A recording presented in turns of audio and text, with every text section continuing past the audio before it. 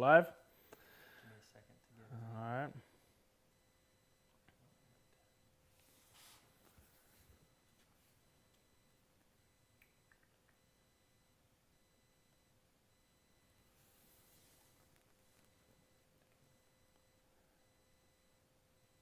All right, there it is. With the time delay. It's kind of weird. Yeah, you're welcome to start. All right, so hey guys, welcome to the YouTube Live. Appreciate you joining us. If you have joined us yet, I'm not sure, we'll see. So this is our, we're going to try to do this maybe, I don't know, once a month? Yeah, so we haven't really got a schedule on the live YouTube thing yet, but we're going to try to do this a little more as we grow. And this is my Ask Me Anything. So, you got any questions, shop-related stuff, go ahead, ask me some stuff. I'll try to answer it the best as I can. We're also going to use this opportunity to talk about some exciting upcoming projects for me personally in my shop, what I'm going to be working on. And also for our patrons, we're going to be doing a workbench, the Philip Morley workbench, a series of videos on building it. And we're going to have it offered also as far as the SketchUp file, some plans, and then even templates. So it's early days, we're still working that out. We will throw up some slides off the bench here shortly and kind of let you see that. And yeah, so also got some merchandise, my new hats and caps. Really grateful for Curtis Jenkins for rebranding me. He did an awesome job. It's it's one of those situations you can't be an expert in everything, and this is not what I'm good at. He's good at it, so I hired him to just take control of that, and I'm really happy with what he's done so far. Where can people find those? Yes, so you can get the hats and t-shirts and everything on my shop page, so my store page on my website. So my website is philipmorleyfurniture.com. Click onto the little shop tab and it will take you over to the store, and you can order it there. You can also, a lot of people have been doing email me if you're on Instagram, and if you follow me on Instagram, or even just email me to my email address, which is philipmorleyfurniture@gmail.com. You can email me your email and I can send you a PayPal invoice. I've noticed, I guess, maybe the security of it, but a lot of people have been doing it through PayPal. So that works great too. Do we have any questions? We do. Do you want to start with questions or start with the what do you think? project? Secret project? Yeah, let's talk so people can kind of jump on a little bit. Let's talk about the project coming up. So this was not my idea. I can't take credit for this. This was Austin, and hey, by the way, let me introduce you to Austin. So Austin he's my my business partner. He's the guy that I've teamed up with to help this stuff kind of happen. So he does all the tech stuff. He's in charge of my YouTube channel, my Patreon page, account and stuff. So, he's a guy that's doing the videos, and we're working together on this. It's new. We're pretty excited about it. We're going to try and make it grow and get better at it too. So, hopefully, so you need to tell people about it. So he came to me and said, what would be a really cool project, as he's an aspiring woodworker too, is basically do a workbench. He wants a workbench, and he came to me and said, hey, it'd be cool if you design a workbench. Gave me kind of free range with the design. He had some input on certain functionalities of the bench, and we're going to incorporate some kind of cool stuff too, a little bit different from a traditional workbench. And the plan is we're going to do like a series of videos, however many that's going to be, but we're going to build it together. It's going to be his workbench. We're going to build it together, record it, put it up on YouTube, on our Patreon page, and then we're going to offer the SketchUp file, and what else? Any plans that go with it, and then templates. Yeah. So even because some of the work on it is probably getting into more intermediate to advanced woodworking, depends on your skill set. So what I've decided to do, instead of having you figure out how to do the curved mortise and tenons and stuff, I'm going to offer templates. And we can talk about, if you don't have those templates, it's actually, I have a lot of students ask me this. a lot of time in my classes, I don't have enough time for everyone to make the templates. So they always say, that's great, you have the templates, but how do you make the templates? So we can talk about some methods of how you would do the male and female template and stuff like that. Because I don't know, do we have any pictures up of it yet? Okay. Yeah. Let's any like a side view or something, that will work. So you can see in the picture, hopefully, it's got like a curved base. I didn't want to do just an ordinary workbench. I wanted to do something that excited me and challenged me too. So for that joinery, I decided we're going to do loose tenons. I think most people out there, they have a router. So just with a router, you can very simply do that. And there'll be a few different templates that would go with this. Kind of the idea is, before you go cut this arc, we're going to have this template that's going to give you the flat angles where you can rest your router on and plunge those mortises out. And now that you've done that and those mortises are going the correct way, then you can cut out the arc. And then you've got that perfect fit and a perfect male and female fit. So so we're excited about that. The templates we're going to have made are going to be CNC made, have it kind of like a package that you guys can purchase. So pretty cool. What are some of the features? So some of the features. So it will be a knockdown bench. And I'm still working out a lot of the details. I would love to incorporate, instead of like a wood wedge, like maybe like a brass wedge, or even like an aluminum wedge, something that people could cut. It could be, I'm just thinking right now, it could be something that we also have to offer, like an upgrade. You can buy the brass wedges from us. I'll have them machined out. That may be getting a little technical. So it's going to be a trestle style workbench. Not very traditional. I've definitely seen a lot of them out there. It's going to have hopefully a pull-out shelf where you can have your drawing on it and leave it there and then push it back in instead of having to clear your bench off back and forth. And then we're also going to incorporate, I think you maybe I'll see it here. I've started using the micro jig match fit style clamps. They work with like a dovetail way, or you just run a dovetail bit and then it slides in it. They're extremely versatile. So I'm going to try to incorporate it as much as possible in my bench. The more that I've had those clamps, the more I use them in my shop. So so a couple of just a little different features. It doesn't show any bench dugs. It will have just the regular round, probably the 3/4 inch, I think it is, bench dugs. Still got to figure out a lot of details, but try to keep it somewhat simple where most people with a small shop, a garage shop, can build it. And hope, along with the videos, the SketchUp file, the plans, and the templates, it should be a pretty exciting project. All right. Start with some questions. All right. So Adam Stanley, first question. Any easy way to mortise without a mortiser? Okay, so I guess you're talking about maybe like when you say mortiser, I'm a little confused by a mortiser because I guess you're talking about just a dedicated mortiser, whether it's a hollow chisel mortiser or maybe a slot mortiser. I can tell you for years, and my mentor for 20 years just used a router, plunge router. People that make really nice routers, the Porter cable, I think it's the 3 1/4 horsepower, the big guy. You use a fence, you can make multiple jigs, which is another video we're gonna do. I have a shop-made little mortising jig that uses a guide bushing. So we'll put that out there soon too, do a couple of videos on. But yeah, if you can clamp up your leg and you have a fence, a guide fence, and then your bit up spiral, whatever, 1/2 inch up spiral bit, depending on the width of your mortise, you just plunge it.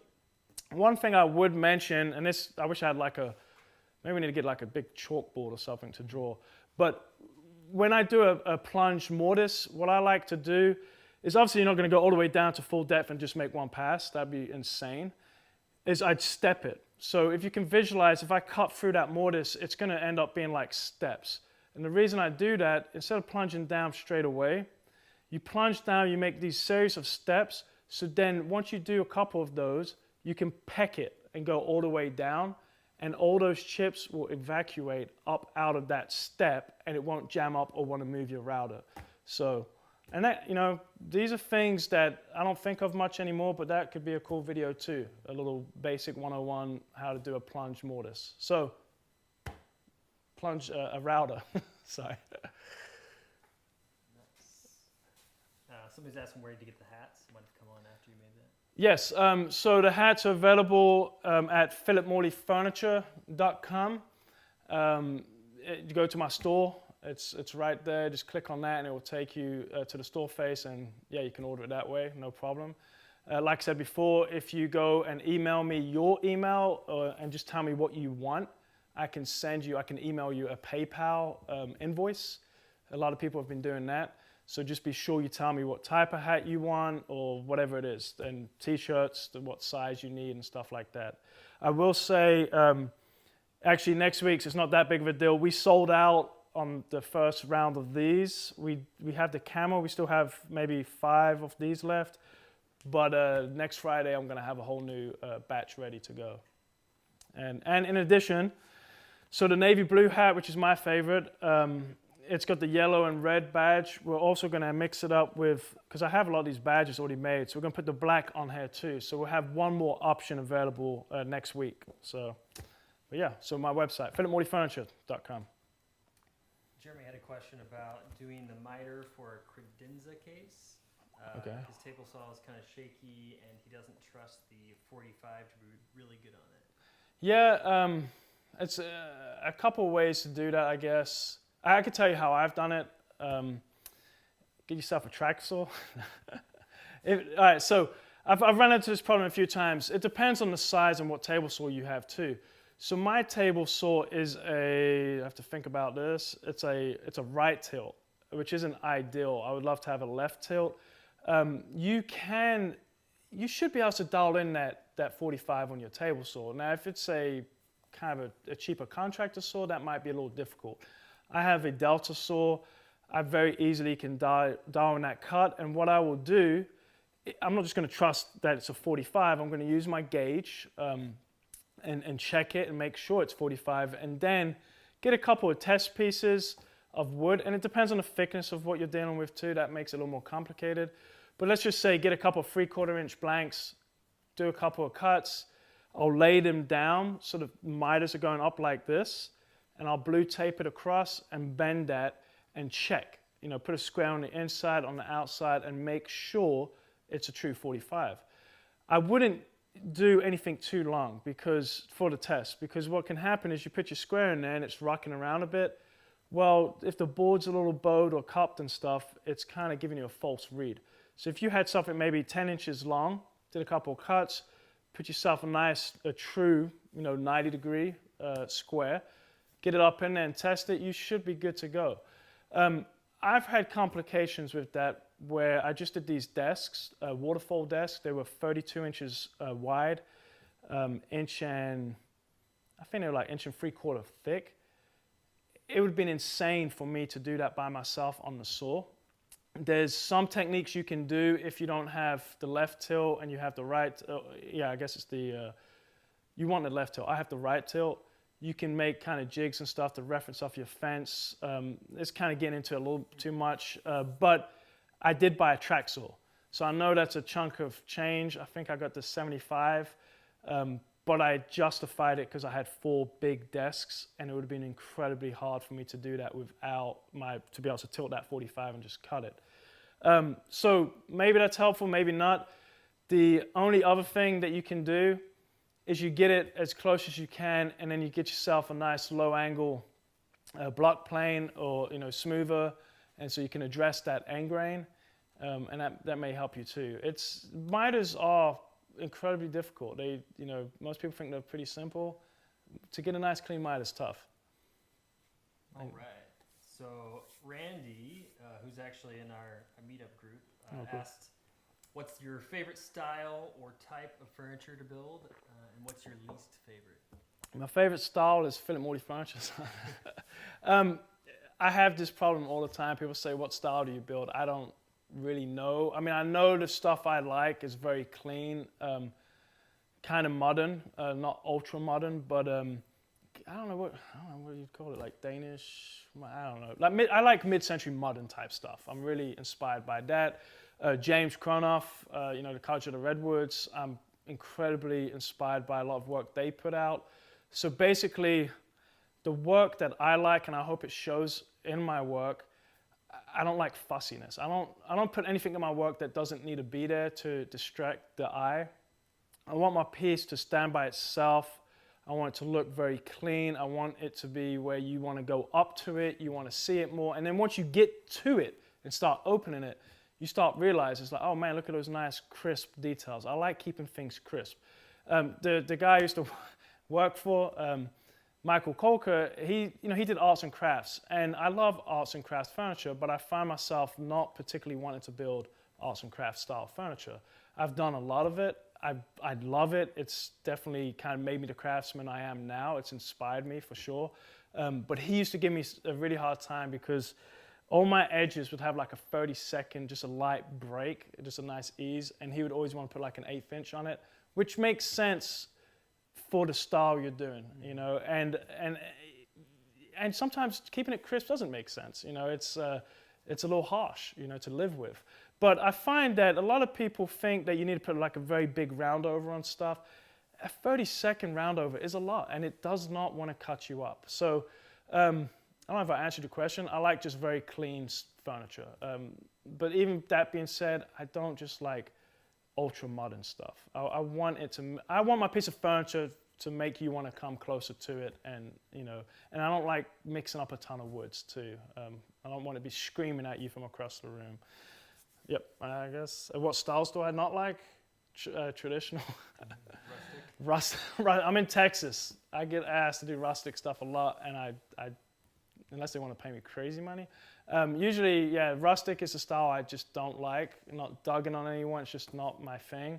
And being from England, I think growing up and having to do a lot of very traditional furniture, a lot of ornate type stuff, I don't like it anymore. I don't want to do it. I don't have an appreciation for it. Now, I see a guy doing it, that's awesome, and I don't even have that skill set to do half of that stuff. But I think a lot of that's lost its value because a lot of it's made overseas, and most people, and it's still made by hand, but it's so cheap. It's like, how do I compete with that? So yeah, not traditional, not rustic. I like transitional. Is that a word? It is now. Yeah, Adam had a question about the workbench. With it being doable for people in their garage shop, how will it come out, or is it even possible if you don't have a planer or a jointer? Yeah, that's going to be tough. I'm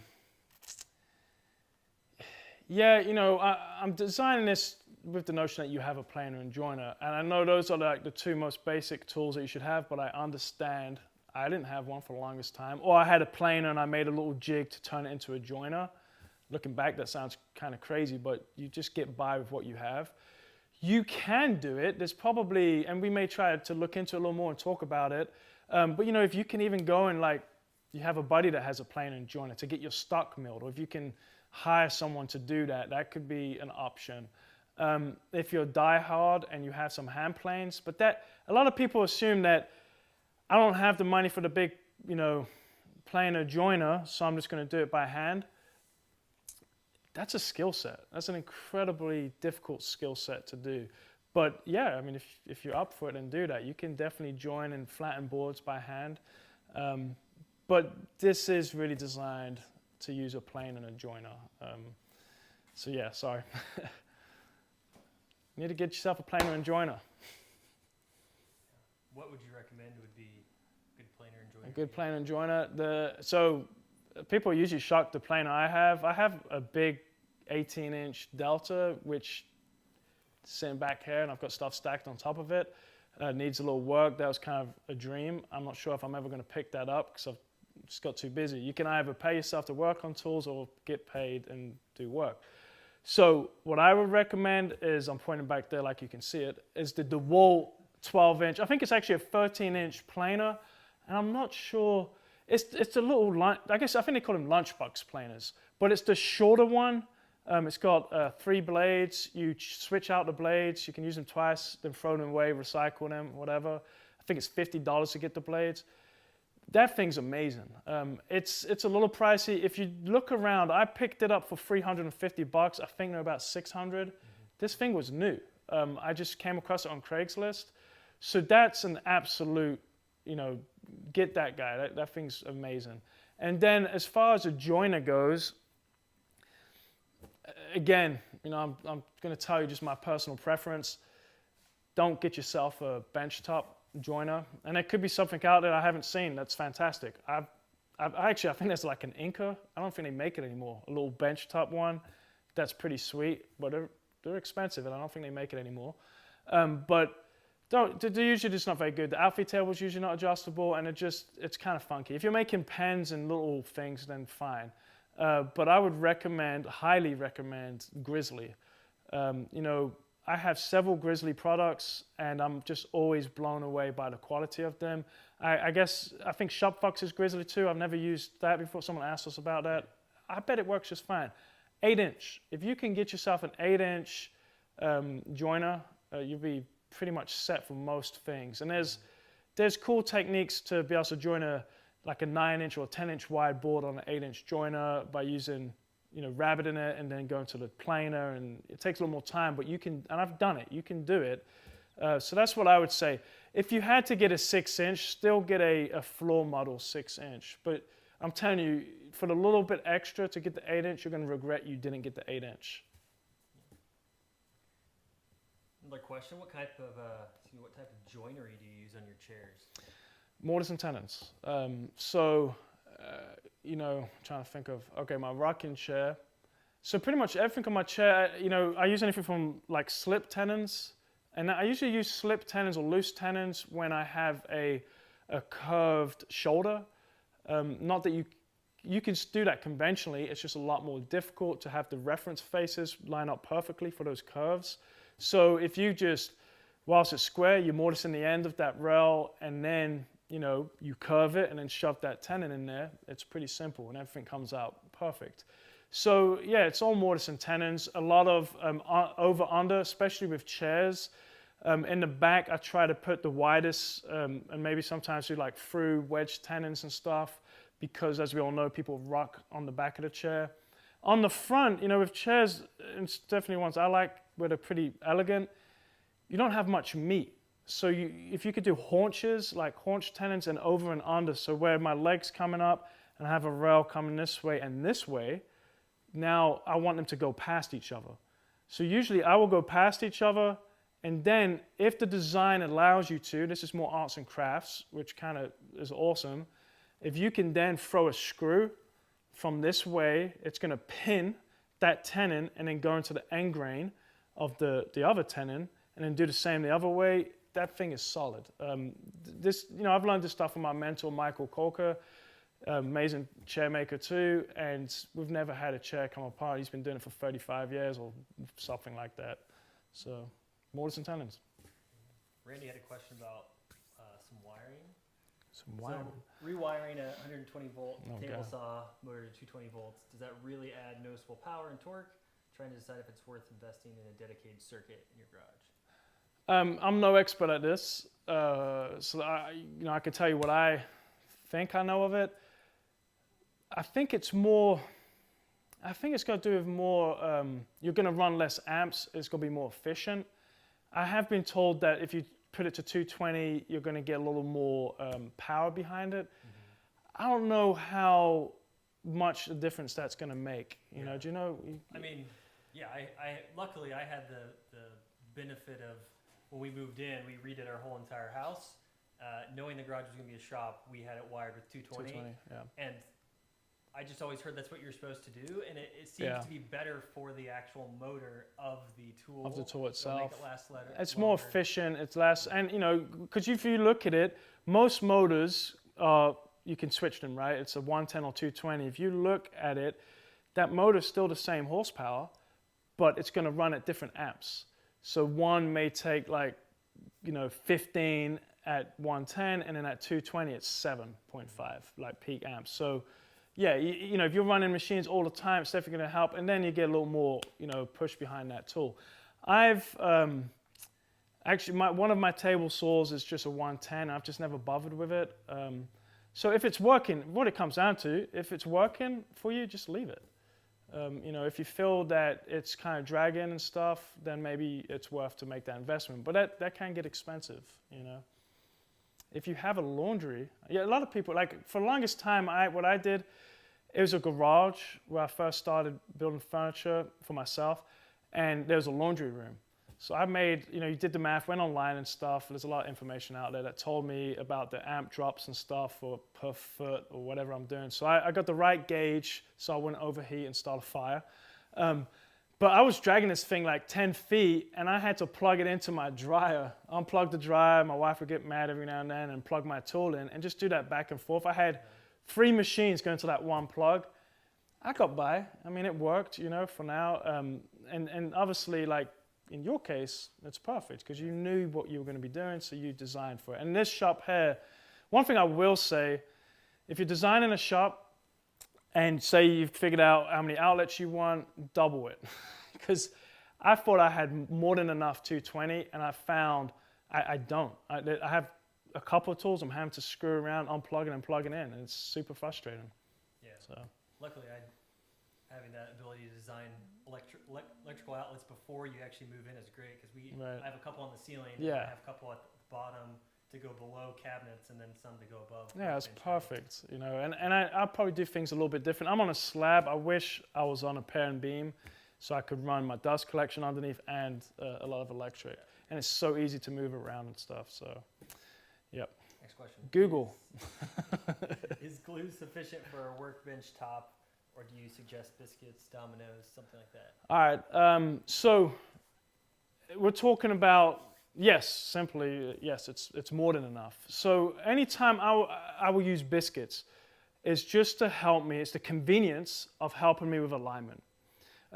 My tables I have had actually I got like 3 projects here that's all long grain to long grain, and that's where the strength is, right? So if you get as long as you have a good joint, you clamp that thing down, it's not breaking. The wood's gonna break. The glue is stronger than the wood, and just regular Type 1 or whatever is gonna work just fine.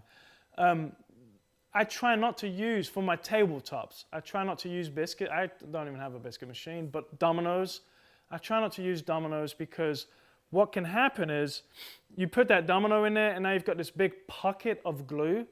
And if you do not let that dry long enough and you go sand it, finish it, and then about 2 months later, you'll see this impression of where you could point out every domino because that glue's now dried and it's shrunk.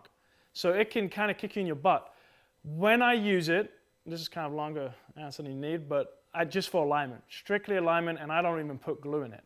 Like if for this bench, I may have used some like splines or some biscuits or whatever, but I just put it in to help me deal with it when I'm clamping it. I didn't put any glue in those things, and this is never coming apart. Like the long grain to long grain is where it's at. Chad says, how do you go about making your slip tenons and fitting them into the mortises? So let's just talk about like 3/8 inch. Obviously it depends on the thickness, but here's a bit you can get. For the longest time, obviously I'll just make the stock. So I'll do the mortises and stuff, and for most people out there who's done this, you'll notice on a slip tenon, if you're going through the grain or end grain, like the fit's gonna be a little different. So I treat it as if it's just gonna be a traditional tenon. So when I have all my rails that are gonna have my tenons in there, that's what I'm fitting it to. I'm not trying to fit it to each one because that's going to get you in trouble. If you fit it to the leg, that's you're going to crush the grain, it's going to be too loose for the end grain. Hopefully I don't have that backwards. So the way I go about it is, obviously I make it, I get my dial calipers and dial it in, it's 1.5 inches. I'll make my stock and say it's 3/8 of an inch. I'll just mill a bunch of stock and I'll leave it about a 1/64 too wide. I'll get that thickness dialed in perfectly. I'll have a mortise with me or use my dial calipers and sneak up on it. And that's where that DeWalt planer is perfect, because if you just need to just budget a few thousandths, you can. On bigger planes, you can't do that. And then I want to be able to start it in there and let go, and it's going to hold by itself. That's the only way, to me, a slip tenon's a good tenon. The problem is I see a lot of times they're just super loose, and I'm not going to trust that. It's going to come apart sooner or later. Glue is not a gap filler. So get that fit, and then I use, in instance, for the 3/8 inch wide mortise, I use like a 3/16 roundover, and I'll set it up in the router table, use a fence, cut out a hole so the bearing is referencing off that fence, and then just run it. And I usually stand it up. I don't sit it down, because if you sit it down, you run that bottom bearing, you run it one time, you get that 3/16 radius. Now when you flip it over, that bearing is wanting to ride on that radius, and it gives you a step. So if you stand it up straight, you run it, you've got this broad face, you flip it around, it's running off the broad face, if that makes sense. One more step that works even better than that is I buy, I think they're called beading bits, but you can buy a bit that has, it's just a full 3/8 radius. So you just set that up, play around until you get it just right, and just run it one pass, and it works great. Using a fence, you gotta bury that bit into a fence. Cool. Have you ever done any ammonia fuming of white oak? If so, how long did you allow it to off gas? Nope, I haven't. Sorry.